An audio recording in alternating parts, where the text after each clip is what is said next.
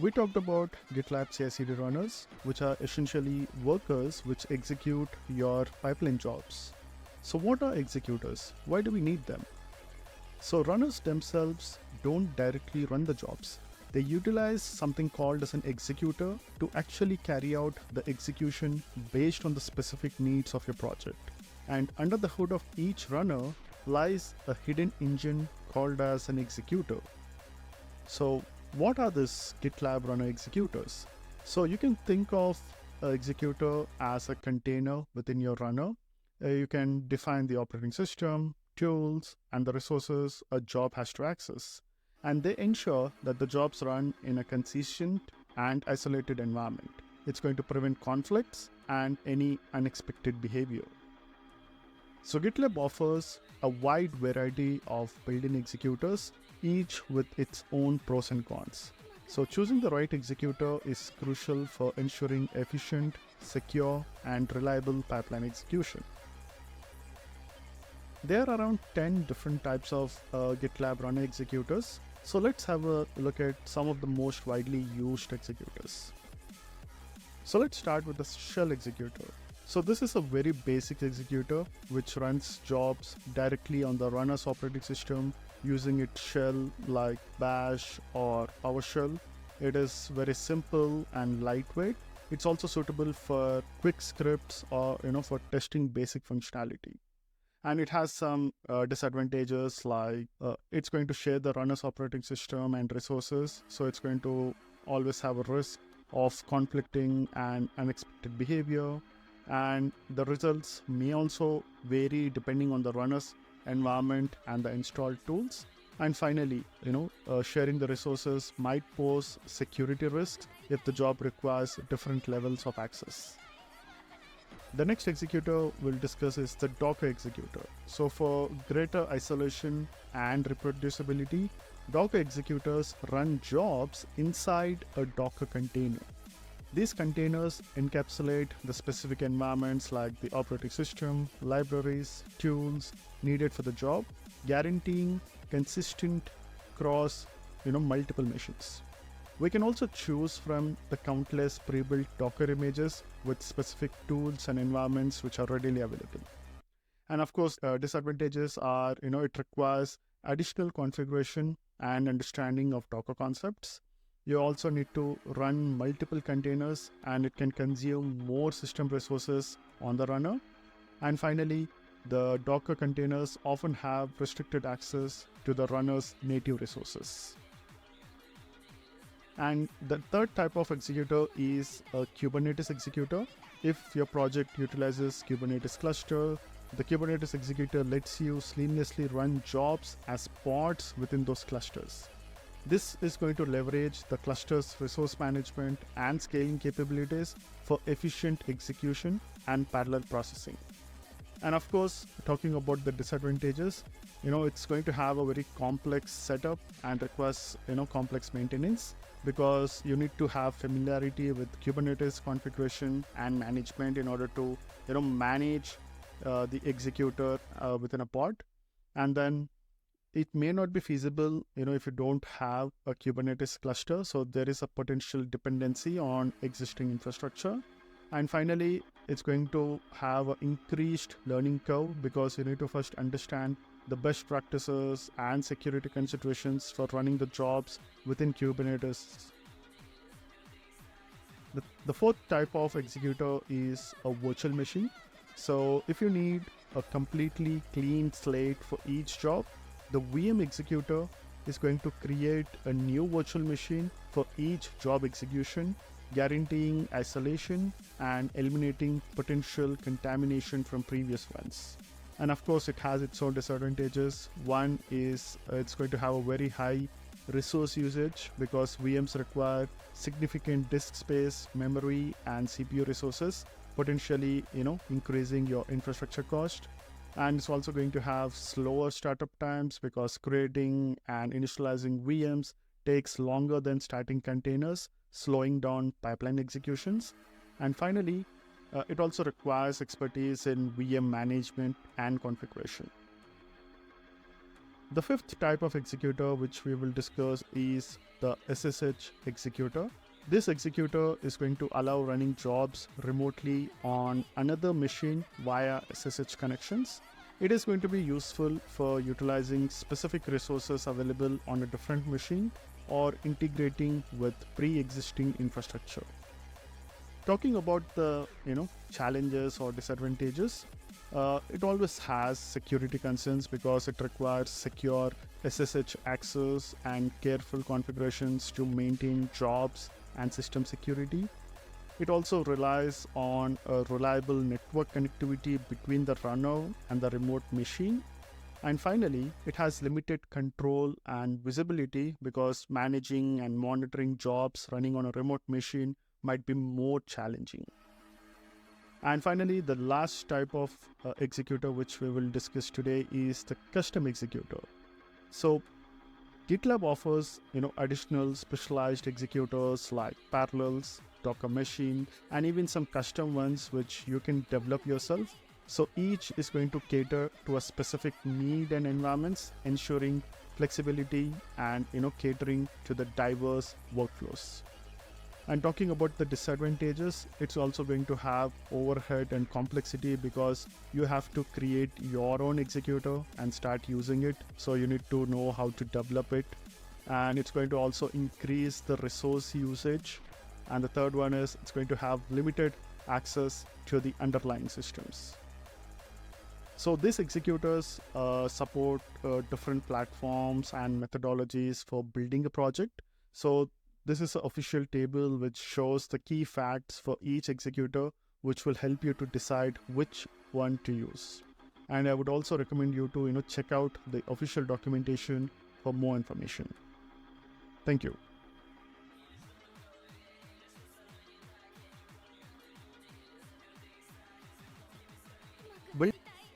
Building on our previous sessions of runners and executors, we will now focus on how these components work together and orchestrate the entire process. So far we discussed about the runner and executor, but what is this GitLab server? GitLab server is an open source DevOps platform that allows you to manage your entire software development lifecycle from a single location. It provides features like version control, issue tracking, CI/CD pipelines, package registries, and much more. So it comes in two flavors, GitLab SaaS and the GitLab Self-Managed. Both GitLab SaaS and the Self-Managed offers the similar capabilities, but they cater to different needs and come with their own set of advantages and disadvantages. So talking about the advantages, so within GitLab SaaS, it is easy to use because there is no need of any infrastructure setup or maintenance. One can get started quickly with minimal technical expertise. And it is also scalable with pay-as-you-go pricing scales seamlessly with your needs. And you don't need to worry about managing the server capacity. GitLab also manages the infrastructure, ensuring high uptime and redundancy. And it also gives you automatic updates, guaranteeing access to the latest features and security patches. And finally, GitLab handles the security patching as mentioned earlier, and also the vulnerability management. And talking about the pros within the GitLab self-managed instance, you get the full control on customizing the platform to your specific needs and security requirements.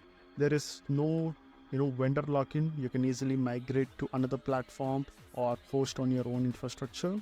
You get data privacy, where you can maintain complete control over your code and data. And finally, it is cost effective for larger teams because potentially it is cheaper when compared with SaaS for high volume usage. And talking about the challenges, so within GitLab SaaS, it has limited customizations because you have less control over the platform configurations compared to the self-hosted GitLab server. And even migrating to another platform can be a complex and a costly affair. And potential data privacy concerns might arise because your code and data are hosted on the GitLab infrastructure. And finally, The additional cost for storage and resources might be expensive for larger teams or projects with high resource demands. Within GitLab Self-Managed, you may require technical expertise to manage the infrastructure and keep the platform updated. Scaling beyond your available infrastructure can be expensive and complex. And finally, you are responsible for applying the security patches and also managing any vulnerabilities. So now let's understand how all these three components work together, like the GitLab server, the GitLab runner, and the GitLab executor, and let's see how they interact during the CI/CD process. So the first is the registration phase. The registration process is the first step in setting up a GitLab runner. So during the registration, the runner is going to make a post request to the runner endpoint of the GitLab server. This request also includes a registration token, which is unique identifier provided by the GitLab server.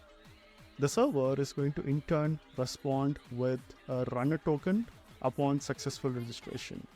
This runner token is then used by the runner for future communications with the GitLab server. The second step is the GitLab runner is going to request for the jobs and going to handle the jobs. So how is this going to work? So once the runner is registered, it enters a loop where it continuously requests jobs from the GitLab server. The runner is going to make a post request to the request endpoint using the runner token received during the registration phase. The server is going to respond with a job payload, which also includes a job token. This job token is used by the runner to authenticate itself when it performs actions related to the job. The third phase is the job execution phase. So the job payload received from the server is passed on to the executor. So the executor, as we discussed, is responsible for executing the job. It's going to use the job token to authenticate itself when it needs to clone the resources or the sources and the artifacts from the GitLab server. So the executor runs the job in an environment that is isolated from the runner and the other jobs. And then we have the final phase where the executor is going to return the job outputs and the status. So after the job is executed, the executor returns the job output and the status. So the job token is still used to authenticate these actions. The runner then updates the job output and status on the GitLab server using the same job token. So this is going to allow the server to track the progress and the result of the job. So these are the key components and how they interact within the GitLab CI/CD architecture. Thank you.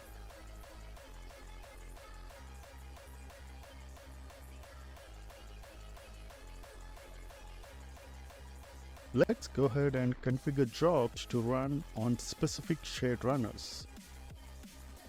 If you go to the GitLab CI/CD documentation, it gives you a detailed description about the different runners and the different runners available within the runner SaaS subscription model. So we have the Linux, GPU, Windows, and the macOS runners. And as you can see, the Windows and the macOS are currently in the beta version. And if you go to that specific runner, it also talks about the details about the runner, that it makes use of the Google Container Optimized OS virtual machines and the executor which is used by them. It also shows you the different runners available and the tags, and it also describes the CPU, the memory, and the storage limits for each of these runners. Similarly, today in this session, we are going to make use of this tag to run a job on the Linux medium virtual machine. And similarly, you can also search for the other tags as well, like the GPU based runners, Windows, and the macOS runners as well. So let's go and edit our pipeline to run 3 different jobs running on 3 different machines: Linux, macOS, and Windows. So back in the repository, so I can edit this .gitlab-ci YAML file, or I can simply go to build and click on pipeline editor, which basically edits the GitLab-ci YAML file. So let me just remove all this. Let me paste in a few lines of code and explain what this is all about. So I just copied 3 jobs. So I would like to run 3 jobs on 3 different shared runners. So the first job is the Windows job, that is the name of the job. And in order to run this job on a specific runner, I can make use of the tags. So tags are used to select a runner from a list of available runners. So how do you know the available runners? How do you know the list of the available runners? So you can always go back to settings and CI/CD. So if you go to the CI/CD option, you have various options and settings with respect to CI/CD. One of them is runners. If you expand them, it shows you that you can create project runners, and you also have shared runners. So currently shared runners are enabled for this project, and you can see that as of now you have 80 available shared runners. And you can also see the details of the runners, and you can use these tags within your jobs. So if you see, the first 2 runners are specific to Windows machines. If you scroll down, you can also see runners with respect to Linux as well. And if you want to have a runner which also has Docker running in a specific region, you can also see that there are various tags associated with the runners, right? So you can mention these tags, and the job is going to be running on this specific runner. If you go to a different page, you can also see that we have runners with specific to Linux medium machines, and you also have runners for Mac OS and GPU based runners as well, right? So let me just go back. So if you see here, this is the GPU based runner. So let me just go back to my pipeline editor. So the first job is going to use a tag called a shared Windows, and it's going to run these commands on a Windows shared runner. And the second job is named Linux job. It's going to run on a Linux medium machine using the SAS Linux medium tags, and it's going to run a script with a couple of commands which basically shows you the Linux operating system version. And the last job is going to run on Mac OS. So I'm using a tag SAS Mac OS medium M1, and I used a couple of Mac specific commands to get the operating system details. So let me just commit this to the main branch, and let's go ahead and see the logs of this pipelines. So I can again go back to jobs, build, and I can go to pipeline. A new pipeline is triggered over here, which is currently in the running state. So I can click on this running state. It's going to show me the pipeline details, and if you see, it has created 3 separate jobs, and all these 3 jobs run on 3 separate machines in parallel. So they run in parallel by default. And as you can see here, the Linux job has successfully completed, whereas the Windows job is still in running phase. But what about the Mac OS job? So the Mac OS job is currently in pending state. So let's open this and see what is happening over here, right? So here we are seeing that the job is stuck because one of the following problem. So it does not have any active runners online. But we just saw that there is an active runner for macOS. So why are we not able to use this? So if you go and check out some GitLab forum documents, it mentions that currently the macOS runners on the SaaS version are in beta, and they're only available to customers with a premium or a ultimate plan, and hence these are not available for us in the trial account.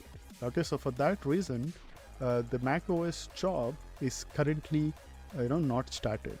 So you can manually cancel this job instead of just being it in the pending state. Okay, so that's about canceling the job. So let me go back to pipelines, and within the pipelines, of course, these are the three jobs which are currently there in this pipeline. Let me go back to the pipeline. Windows is still running, so let me just go to the Linux job and see its logs. So if I go up, let me minimize all the steps for clarity purpose. And if you see the first two lines, it is making use of a Linux medium runner, because we have mentioned Linux medium as the tag name. So it's using a medium machine, and it's using the Docker machine executor as we have seen in the last demo.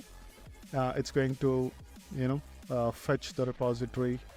It's going to do a checkout, and it's going to execute the step script, right? So we just added two commands. One is the echo command, and the other one is just getting the details from the /etc/os release file.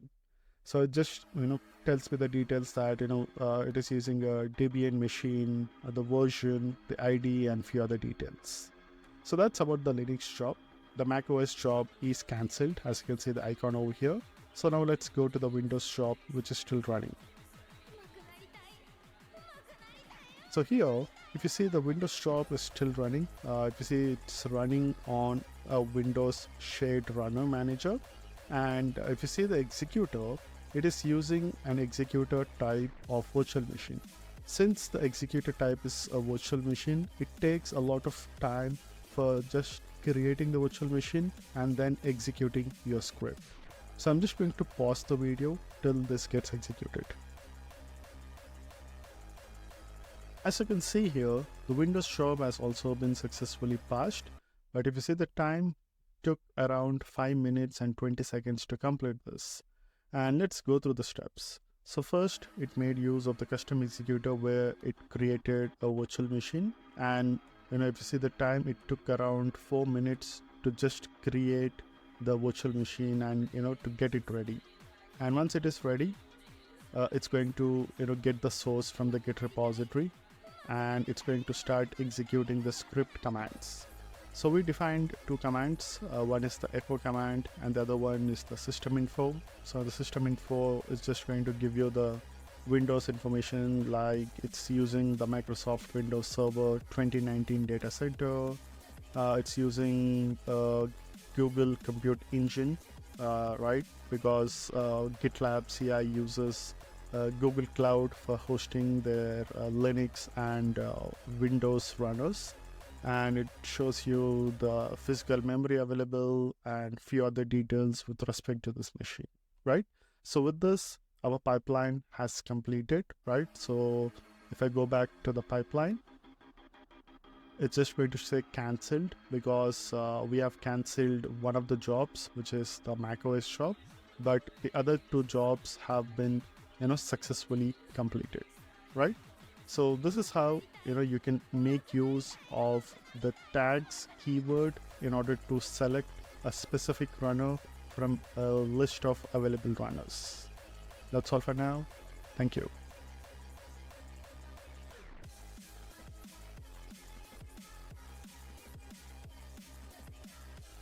Let's go ahead and install libraries using the before script.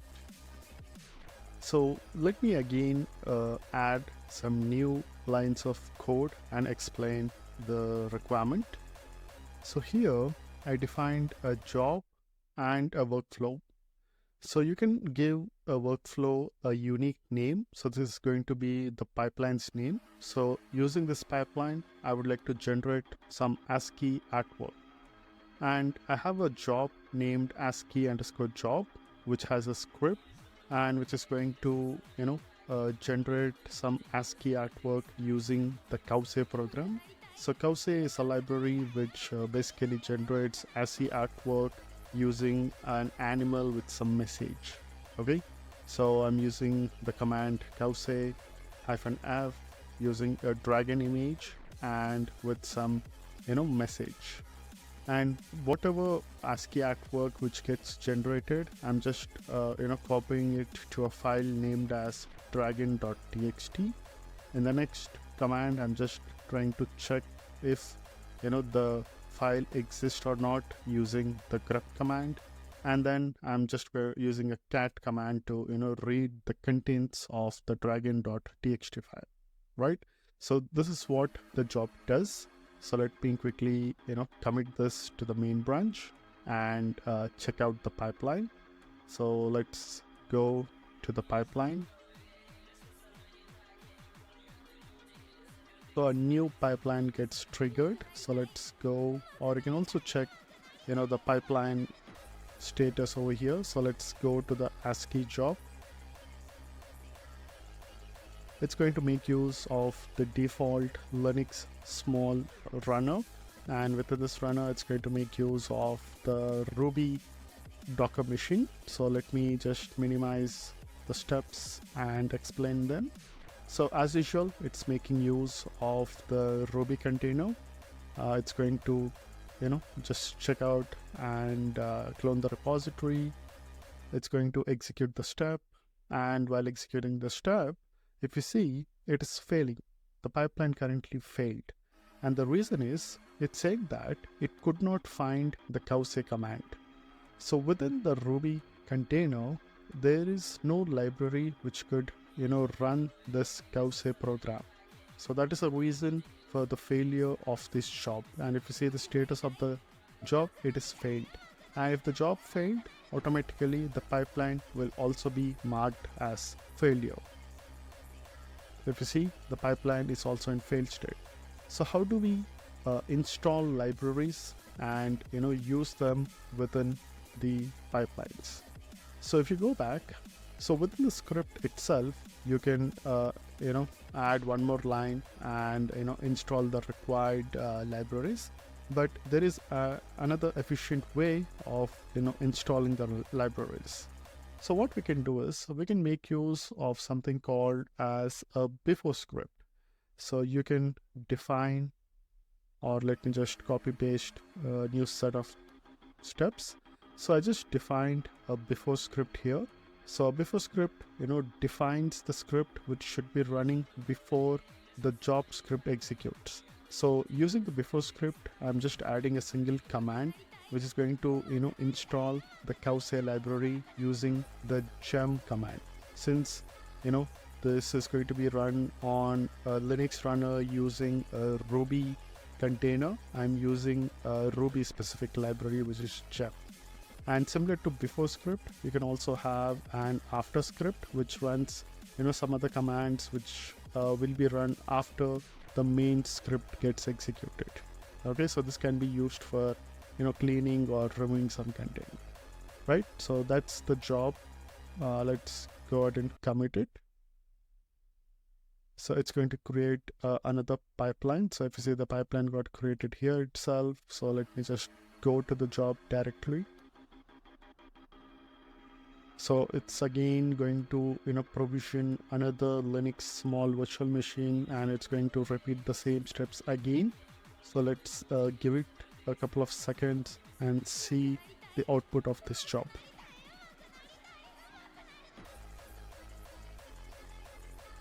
This time, if you see, the job succeeded successfully. So let's quickly check out the logs.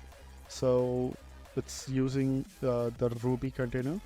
It's getting the source from the Git repository, and now it's executing the script.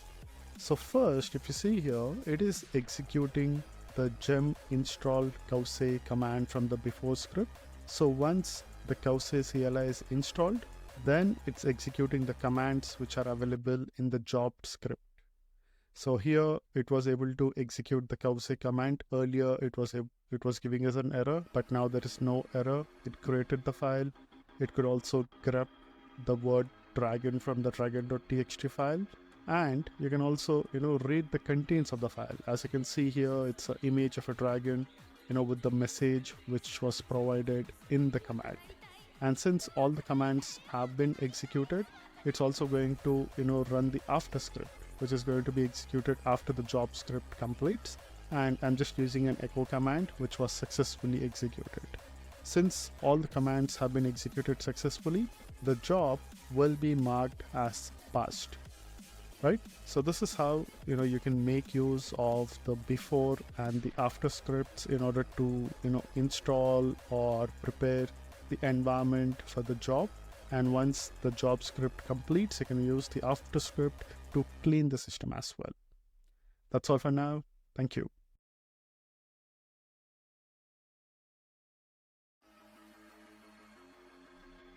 Let's understand how to execute shell scripts within a job.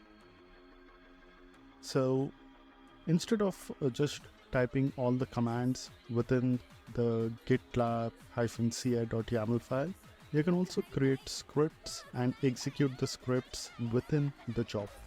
So let's do that. So in order to do that, I need to create a new shell script and then edit the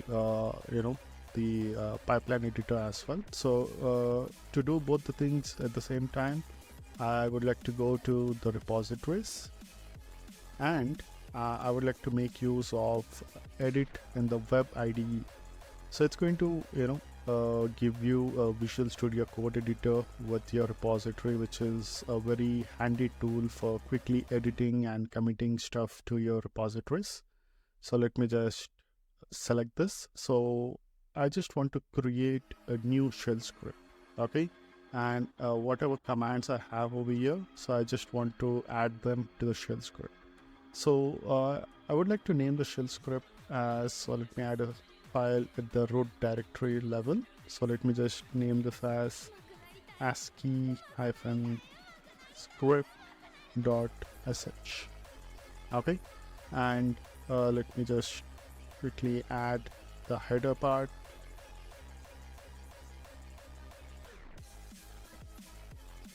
Then /sh and paste it. Okay, so let me just get rid of this hyphens, and I'll also add one more command just to list all the files. Okay, and how do I execute this shell script from the job? So at the job level, I can remove all this stuff, and I can just mention the name of the file or the script which I want to execute. So since it is at the root level, I can just use // and the name of the script, right?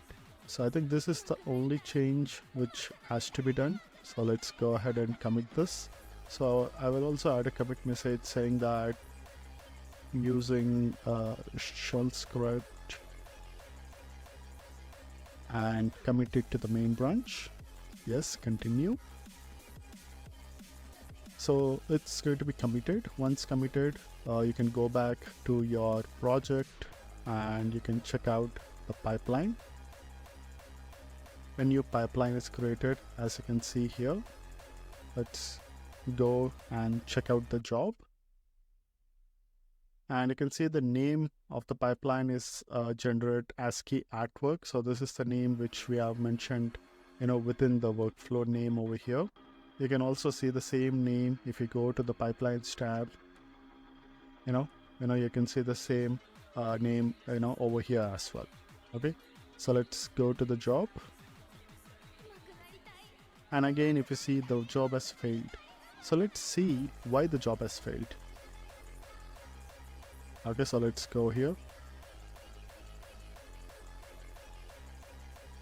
So here, as usual, it's using the Linux small machine with the Ruby container image. As you can scroll down, you can see that the ASCII script was not able to be executed because of permission denied, and the job exited with code 1. So here you also need to provide permissions in order to execute this shell script. Since we didn't provide the permission, it failed. And using better commit message is also recommended, because for each pipeline it's also going to show you the commit message. So it's going to help you to understand for what changes this pipeline was triggered for.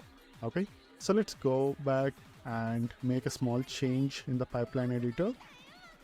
So here in the before script, I would just like to add some permissions using the chmod uh, function. So I just use chmod plus x and the name of the file. So I'll just use the name of the script.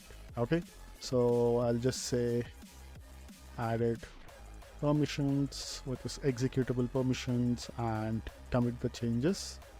So again, a new pipeline should be created for us, right? So if you see a new pipeline is running, I'll directly go to the job.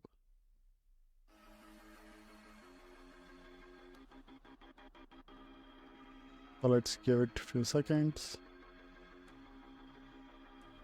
So you can see that the job has been successfully passed, and if I go to executing the step script stage, you can see that it successfully installed the cowsib library. It also added permissions to the shell script, and since the permissions were added, the shell script was able to be executed successfully. And you can just check out the logs of the shell script. And if you remember, I also added a new command to the shell script, which is to just list everything, including the hidden files as well. So you can also see that it shows you the shell script, the readme file, and the hidden files as well, which are the .git and the .gitlab2 YAML files, right? So this is how you can execute scripts and also add permissions within the before script section. That's all for now. Thank you.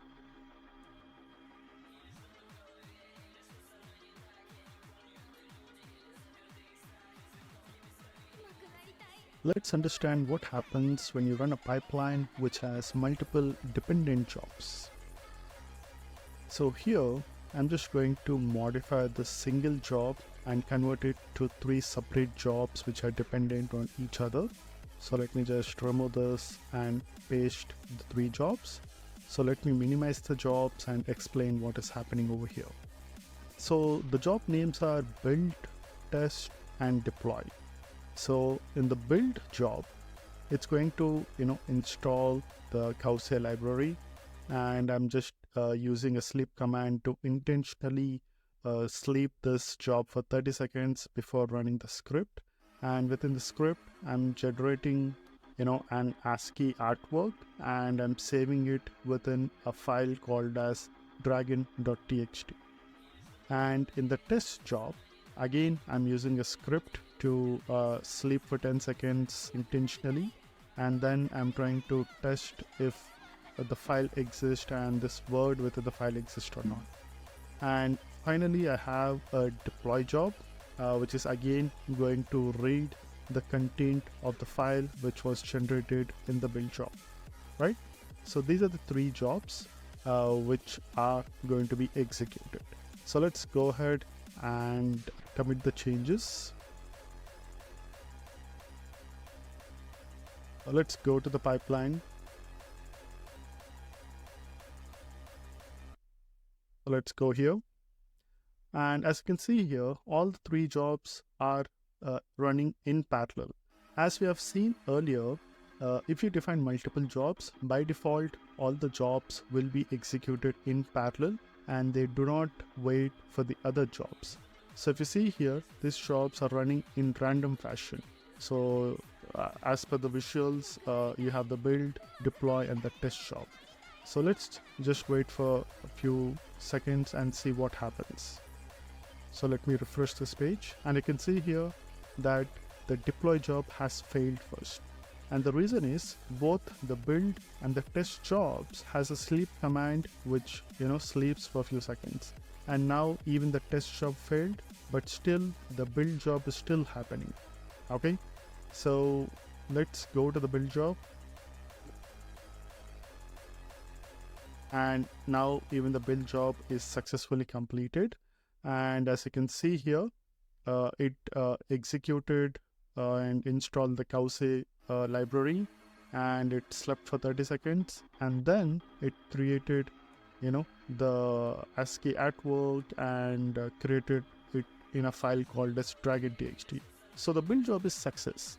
But what about the other jobs, the test and the deploy jobs? So these jobs failed because they could not access the dragon.txt file which was created in the build job. So if you remember, all these three jobs run on three different virtual machines, and hence they cannot share the same file which was created in some other job, right? And moreover, the order of execution is also in random fashion because they run in parallel. So ideally speaking, first the build job has to be completed, then the test job should start, and it should be able to access the file which was created in the build job.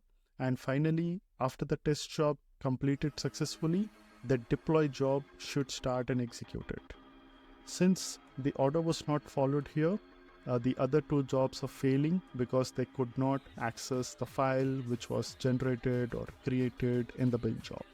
So in the next session, we'll try to address these issues. That's all for now. Thank you.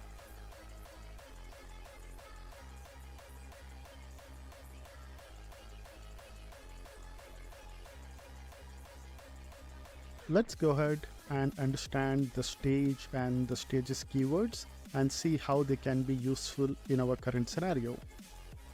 So in the previous pipeline, the jobs were not dependent on each other and they were executed in parallel, and hence the test and the deploy job were executed way before the build job completed, and hence they failed.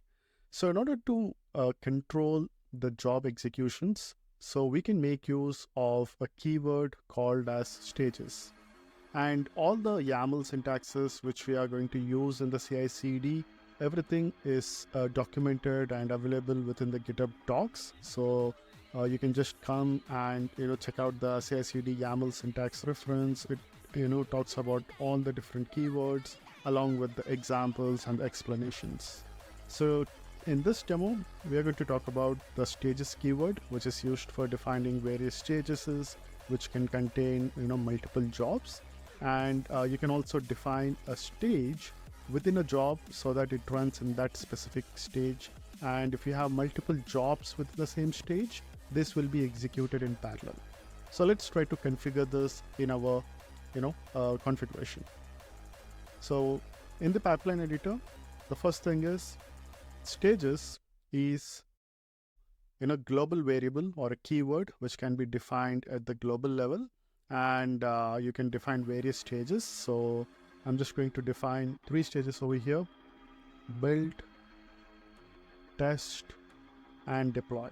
So now this is the order in which the jobs will be executed. So first the build stage jobs will be executed. If they are successful, then it's going to execute the jobs which are referred in the test stage. And finally, if the test stage jobs are also successful, it's going to run the jobs which are referring the deploy stage. So how do you associate the jobs with the stages? So at the job level, you can define a stage and you can give it a name. So let me just give it a name like build. Similarly, you can add the same stage keyword on all the jobs. So let me use test, and let me use deploy. So if you try to define a stage which is not defined within the stages keyword, it's going to show you a warning at the top saying that the configuration is invalid because the deploy job has chosen a stage which does not exist, right? So that's how it's going to do the validation in the pipeline editor. And before committing, I also want to show you how this job is going to visually look even before you commit it. So apart from the edit option, you have the visualize option. So in the visualize option, it's going to show you what are the different stages, what job belongs to which stage, and what is the order of execution. So here you can see that we have 3 jobs: build, test, and deploy, each having a single job. So first it's going to start with the build job. If it is successful, it's going to run the test job. If it is successful, it's going to run the deploy job. You can also validate the configurations and see what scripts will be executed and when they will be executed using the validate scope. And finally, you can also use the full configuration to see your entire code. So the full configuration concept might not be understood now because we are not making use of any templates. So when you are making use of templates or components, we'll again revisit the full configuration tab and see how this will be useful in real-time scenarios. But for now, let's just commit the changes and see how the jobs are executed. So let me add a commit message. Let me commit it. Let's go to the pipeline. A new pipeline will be created. And here, if you see, we have 3 different stages. And if you see, currently the build job is in execution state. And the rest of the jobs are not even started. So this is just created, but these are not started. So the test job will start only if the build job is successfully completed. And the same with the deploy job as well, right? So I think I have not removed the sleep commands. So the build job is going to sleep for 30 seconds and then it's going to start the test job. So let me just pause the video till the jobs gets completed. As you can see here, as soon as the build job was successfully completed, it triggered and started the test job. And the deploy job is still not created because it is still waiting for the test job to complete successfully. So let's just give it a few seconds. But before that, let's just go to the build job and see the logs. Right, so I think I've explained this logs a couple of times in the previous session, so I'm not going to go through the initial logs. But as you can see here, it installed the Cowsay library, it slept for 30 seconds, it executed the command, and I think it's also saving, the contents into a file called as dragon.txt. Okay, so let's go back to the pipeline. So here, the pipeline says that it failed in the test job. And as you can see here, since the test job failed, the deploy job is skipped directly. So whenever a job is failed in the previous stages, it is going to stop the pipeline there itself, and the next stage jobs will be skipped automatically, right? So you can also change this configuration in case of some error scenarios. So we'll be looking into them as we move forward. But for now, let's try to understand why the test job is still failing. So if I go to the logs of the test job, and you can see here that this test job is still not able to access the dragon.txt file, which is required in this scenario. And the reason why the test job is not able to access this file is because, again, irrespective of using stages, the jobs are running on 3 different virtual machines, and whatever artifacts which are created in the build job are not directly available or accessible in the test job. So you need to manually save the artifacts and use them in the other jobs when and where required. And that is what we will be looking at in the next session. So before I close this job, so let me also talk about the compute minutes. So if you remember earlier, I talked about the compute minutes, and in the trial accounts we have 400 minutes available every month. So within the pipeline, it's also going to show you like what is the total duration taken for the pipeline to complete, and what is the total compute minutes utilized for this pipeline. And as I mentioned earlier, so this depends upon various factors like the duration of the job and the machine which we are using and the type of the project as well, right? So even this information is provided at each pipeline level. With that said, I'll just close the video for now, and in the next video we'll talk about artifacts. Thank you.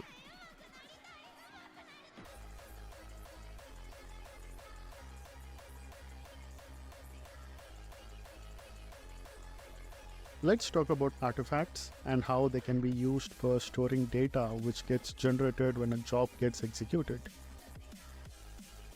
So again, we'll go back to the YAML syntax reference, and if you go to jobs, we have an artifact section, and it says that artifacts can be used to specify which files to be saved as job artifacts, and this could be a list of files or directories that are attached to the job when it is successful, failed, or always. And by default, these artifacts are automatically downloaded to all the other jobs. So if you have 3 jobs and if the first job created an artifact, so the other 2 jobs also get access to the artifacts automatically. And if you want to control this, it can be controlled using the dependencies keyword as well. So we'll talk about the dependencies keyword in the upcoming sessions. And apart from that, if you are using the needs keyword, jobs can only download artifacts from the jobs which are defined in the needs configuration. And not only this, any artifacts which are generated, so these are sent to GitLab after the job finishes, and these are also available for download within the GitLab UI if the size is smaller than the maximum artifact size. So what are the options we have? So if you see here, we have a lot of options. So you can define the path which needs to be artifact or saved as a artifact. You can also give some expiry time. So the default expiry time of artifacts is 30 days, but you can also give your own expiry time. It could be in seconds, minutes, combination of minutes and seconds, hours, months, years, weeks, and even never as well, based on your subscription model. And you can also expose the artifacts within the merge request UI for review purposes if required, using the expose as function. You can give each artifact a unique name in order to identify it uniquely. And you can also create artifacts based on the job status. So if you want, you can create artifacts if a job failed or if a job succeeded. So you can use the when keyword to define when the artifact should be created, right? So with this, let's try to configure artifacts for one of our jobs. So I would like to create an artifact within the build job, because this is where we are creating the dragon.txt file, and this is the file which needs to be accessed in the later jobs, which is the test and the deploy job. So what I can do here is, so I can go back to the build job. So here, if I do control space, it's going to show me all the different keywords which I can use at this specific point. I'll just select the artifacts option, and it's just going to give me some default values. So let me just go with a couple of default values, like I want to create the artifact when the job is successfully completed. So I'm going to use when as on success. Expiry, you can use the default 30 days, or you can change this to 3 days, or based on your requirement, any other value. Let me use a unique name for the artifact. I'll just say this as dragon text file. And I also need to give the path, which is the important one, right? So which file do I want to create an artifact for? So the name of the file is there in the root directory, so I'll just use dragon.txt as the name, and that's it. So I think I don't need to define anything else, because by default automatically the artifact will be available for the later jobs, right? So let's try to commit the changes and see how this works. So let's be the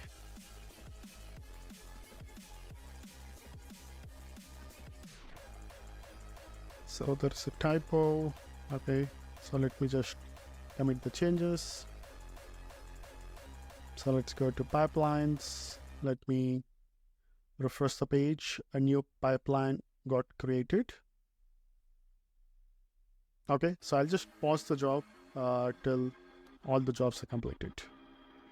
So now we can see that the pipeline has been successfully completed and passed. So let's go ahead and see the logs and see what changed now. So let's go with the build job. And in the build job, you can see that we have a new step called as uploading artifacts for successful jobs, because we have given a condition when is equal to on success.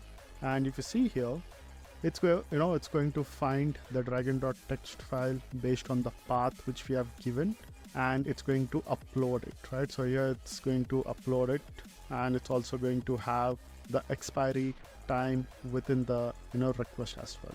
So once it is uploaded, it will be accessible for the next jobs as well. So I can see here 201 created, which means I guess the artifact has been archived successfully.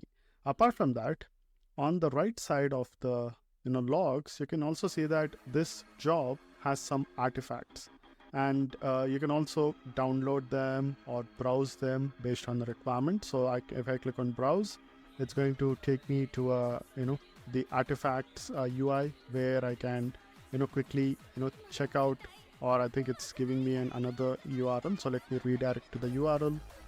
It opened the file or downloaded a file for me, so I can quickly check out like what is the file which was archived. Okay, so let me close this. Let me go back to the pipeline.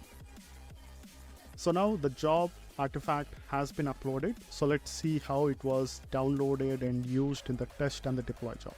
So if I go to the test job, in the test job, after it has checked out the Git repository, so there is an additional step called as downloading artifacts, and in this step it's going to download the artifacts from the build job.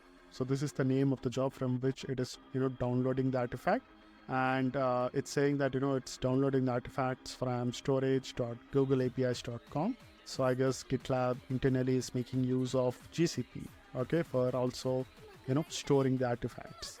And once the artifact is downloaded, you can see the response status as 200. Okay, so now this machine or this runner has access to the dragon.txt file, and hence it can execute the command successfully. The same thing should also be seen in the deploy job. You can go to the deploy job. Even in the deploy job, it should successfully download the artifact from the build job, and it can read the artifact using the cat command. So this is how you can make use of artifacts to save some files or libraries or artifacts generated within the job, and use them in the next jobs, or you can also download them for your future reference as well. So if you want to check out the other options for downloading the artifacts, you can again go back to the pipelines. In the pipeline, you have this download button, which is going to show you the artifacts which are archived for the build job, or you can also click on artifacts, which is available under the build tab, and it's going to show you all the different artifacts which are available. So for the build job, you have the log file, metadata, and the dragon text file, which is a zip file. But for the other jobs, you can download the logs as well. So that is implicit, and you don't need to define for downloading or archiving the job logs. Okay, so that's about the artifacts. And in the next session, I guess we will be talking about the needs keyword. That's all for now. Thank you.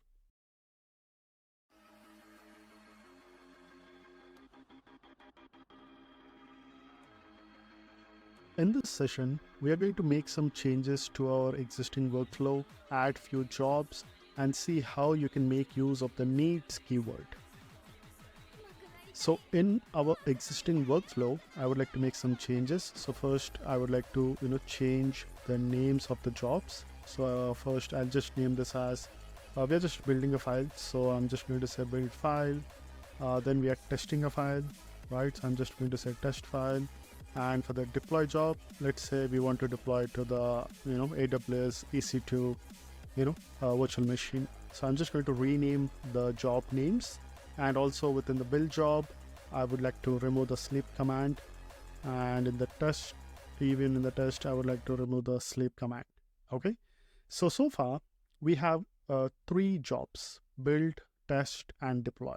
But before deploying, so what I would like to do is I want to make use of Docker, create some Docker images, test the Docker image, and push the Docker image to Docker Hub, and then deploy the Docker image to Amazon EC2 instance. So for doing that, you can add multiple Docker jobs. So I just copy paste the jobs and explain what I've done here. So I've added 3 new jobs. So these the names of the jobs are Docker build, Docker testing, and Docker push. So let me explain what I have written over here. So in the Docker build job, of course, it's going to make use of the stage called as Docker. I mean, all the 3 jobs which are there in Docker going to use the stage Docker.